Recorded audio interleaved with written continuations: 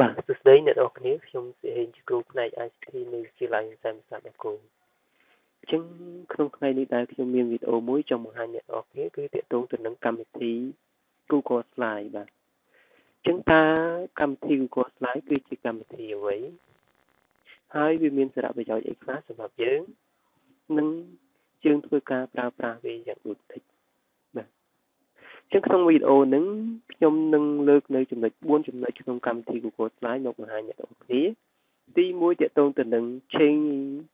theme creating new slide changing background color ហើយនិង changing slide layout បាទចឹងដើម្បីកុំឲ្យខាតពេលគឺយើងសូមធ្វើការអនុវត្តរបស់គ្នាហើយយើងបើកកម្មវិធីមួយគឺ Mozilla Firefox នេះ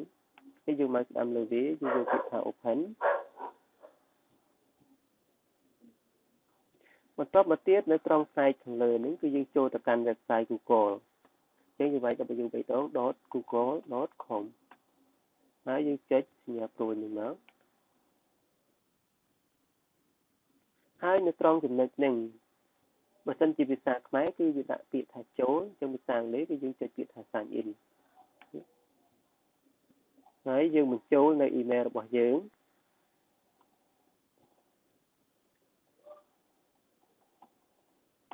បាទ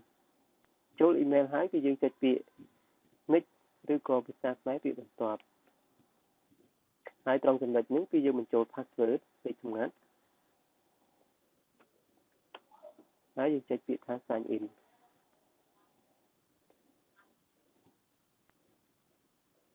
ចឹងនៅពេលដែលយើង sign in ចូល Google account ហើយចឹងនៅត្រង់ចំណុចនេះគឺយើងឈប់ឃើញមានពាក្យចូលឬក៏ពាក្យ sign in ទៀតហើយចឹងវាបង្ហាញនៅ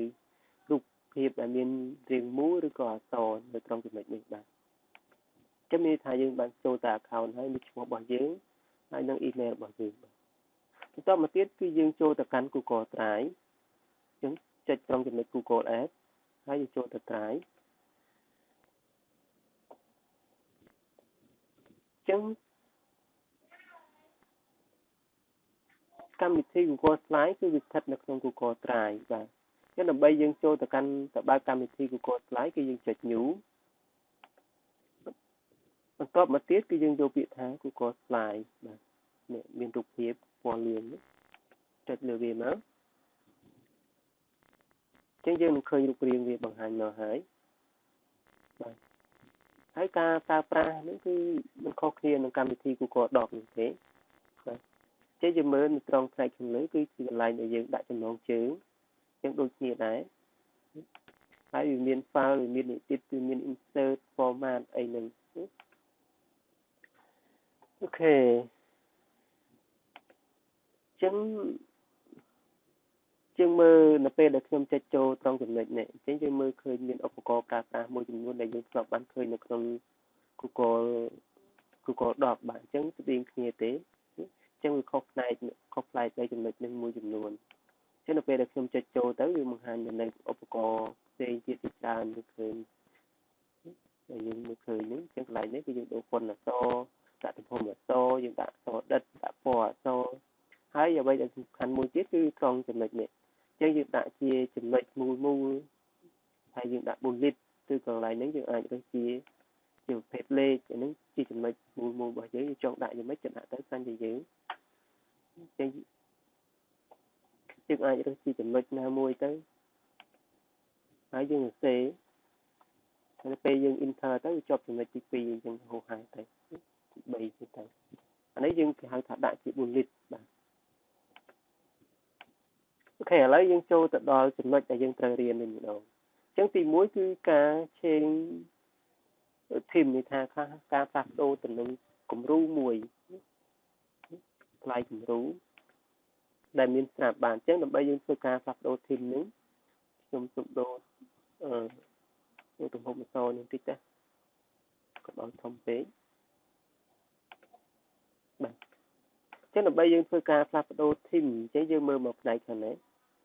អញ្ចឹងគេដាក់ពាក្យថា theme អញ្ចឹងយើងមើលមានគំរូស្រាច់ឲ្យយើងចង់ប្រើប្រាស់គំរូណាក៏បានដែរយើងមានទីពណ៌ខ្មៅអក្សរពណ៌រាងសទៅអញ្ចឹងមានគំរូបែបនេះ chứ được trong ban chỉ cùng đồ bạc này so được khát một tiền chứ được có trong ban mau còn đào bạc này được có dương mơ một rau tiệt chứ dương được khơi cùng đồ chỉ đào tiệt thì dương trong ban chứ út họ cần vô chịch vô cùng đồ mình chốc bà chứ dương khơi việc đồ bảo bạc nhà nước đi thì hai thà thìm dương phạt đồ thìm trong việc biết ấy bạn thế cần là đối với cái chơi về mà nó thì khiបន្ទាប់មកទៀតគឺយើងដល់តាក់ទងទៅនឹងការបង្កើតទៅនឹង slide ថ្មី create a new slide ចឹងយើងមើល slide យើងមានតែមួយទេចឹងបើយើងចង់បាន slide ផ្សេងទៀតគឺយើងអាចចុចយកពាក្យថា slide នឹងមកយើងយក new slide ក៏បានយើងយកបាន slide ថ្មីមួយទៀតឃើញទេ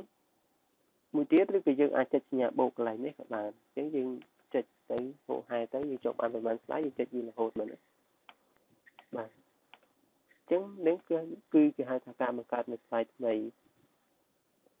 បន្ទាប់មកទៀតគឺតាក់ទងទៅនឹងការដាក់ពណ៌ទៅលើ background របស់យើងដាក់ពណ៌យ៉ាងម៉េចទៅលើផ្ទៃកណ្ដាលរបស់យើងឬក៏ទៅលើ slide របស់យើងចឹងដើម្បីយើងធ្វើការដាក់ពណ៌គឺយើងចុចទៅលើ slide ណាមួយឧទាហរណ៍ slide ទី2យើងចុះចុចលើវាមួយមកយើងយកពាក្យថា background កន្លែងចុចទៅពាក្យ background នេះមកចឹងកន្លែង color នេះយើងរើសពណ៌មក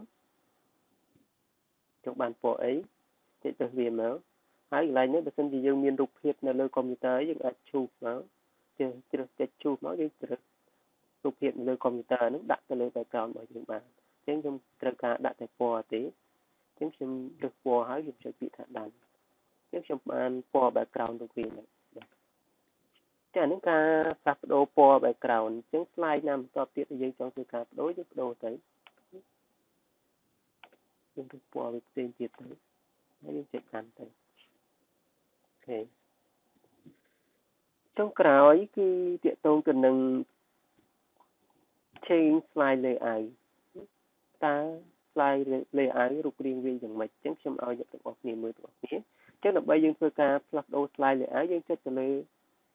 បែប slide ណាមួយដែលយើងចង់ធ្វើការផ្លាស់ប្ដូរវាអញ្ចឹងឧទាហរណ៍ slide មួយនេះអញ្ចឹងយើងមើល